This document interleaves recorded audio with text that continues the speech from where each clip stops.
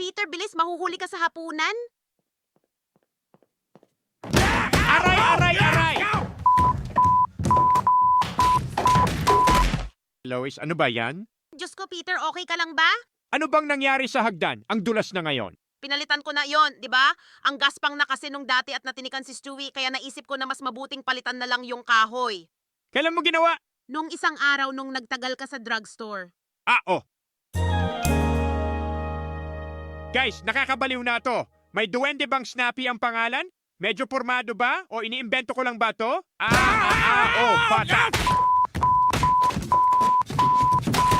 Ata, oh my God, Dad! Ayos ka lang ba? Buwisit, ayoko talaga sa bagong hagdan na to. Oo, ayos lang ako. Hihiga lang ako dito hanggang sa mawala yung sakit. Anong pinapanood nyo?